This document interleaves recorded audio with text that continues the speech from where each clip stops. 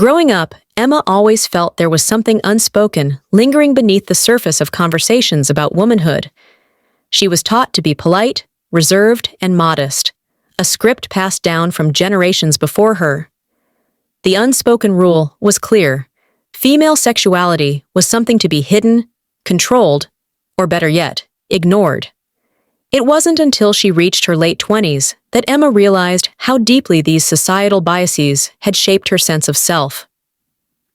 Emma worked as a journalist in a bustling city, constantly surrounded by progressive thinkers and dynamic conversations.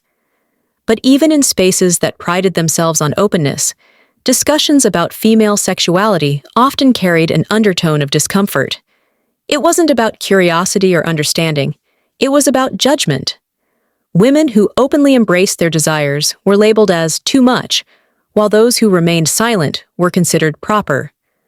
The contradiction gnawed at her.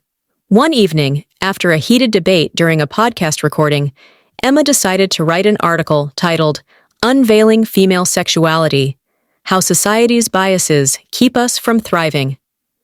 It wasn't just an article, it was her rebellion against years of silent conditioning. She dove into interviews with women from all walks of life: artists, teachers, doctors, mothers, each carrying stories wrapped in shame, fear, and confusion, all because society had dictated what their sexuality should or shouldn't be. Emma met Layla, a poet who had faced backlash for her erotic poetry. "Why is it that when men write about desire, it's considered art, but when I do, it's vulgar?" Layla had asked, her voice both fierce and tired.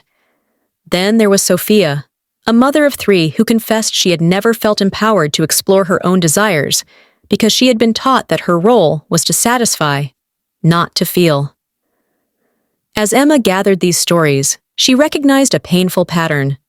The world often framed female sexuality through the lens of male validation, either objectified or suppressed. There was rarely room for women to own their narratives without being judged. The fear wasn't just about personal shame, it was systemic. It was in the way media portrayed women, in sex education curriculums that prioritized reproductive health over pleasure, and in casual conversations that policed what was appropriate for a woman to express. The article sparked a wildfire. Published on a major platform, it went viral overnight. Thousands of women flooded Emma's inbox with their own stories, raw, heart-wrenching, and powerful. They talked about feeling broken for having desires, guilty for not having enough, or lost because they'd never been taught to understand their bodies beyond biological functions. But with the praise came the backlash. Trolls flooded the comments with slurs, accusing Emma of promoting promiscuity. Some even sent threats. It was terrifying, yet oddly liberating. Emma realized that the outrage wasn't truly about her article. It was about the discomfort society felt when women refused to be silent. Despite the negativity, Emma continued. She launched a podcast dedicated to these conversations, creating a space where women could speak freely without fear of judgment. Over time, what started as a single article grew into a movement. Emma learned that unveiling female sexuality wasn't just about talking openly. It was about challenging the systems that thrived on keeping women silent. The biases weren't just external, they were internalized, embedded in the quiet moments when women doubted themselves.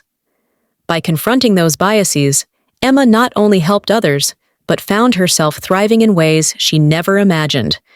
In the end, her story wasn't just about sexuality. It was about freedom,